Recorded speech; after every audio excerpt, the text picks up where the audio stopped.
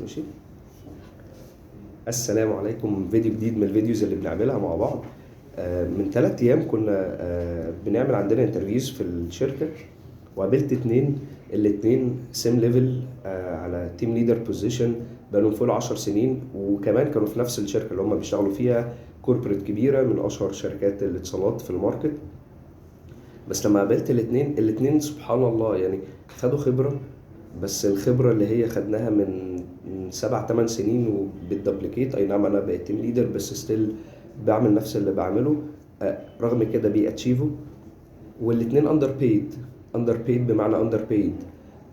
لما انا عرضت عليهم ان في اماكن ممكن تديهم بيمنت افضل من كده بكتير، يمكن دبل حتى، بس مش هيبقى سنس الكوربريت الاستابيليتي الكلام ده كله، لقيت ان الرياكشن بتاع الاتنين هنا كان مختلف.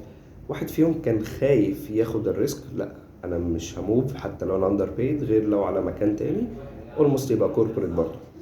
او الشخص التاني اللي هو وافق، انا ام لوكينج فور خلاص بقى اللي انا جيت بايد ويل، انا ام لوكينج فور فاينانشال ستابيليتي، مش الاستابيليتي اللي هي بتاع المكان اللي ما بيتحركش وما بيغلطش.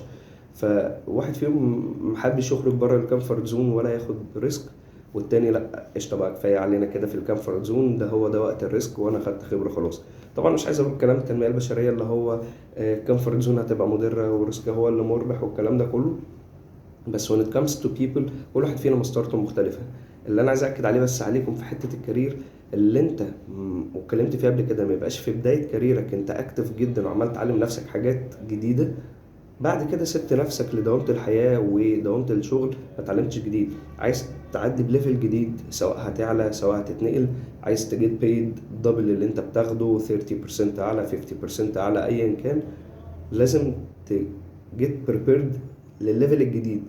الناس اللي بتسيب نفسها ودوامة الحياة بتاخدها، يعني هو ده اللي بيلاقي نفسه ستاكد في مكان معين. واتكلمت قبل كده ازاي تبقى ستاكد في الميد ليفل كارير والتبس اللي انت تعملها.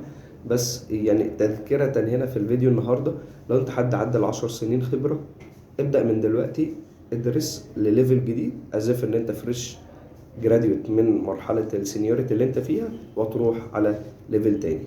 بس كده.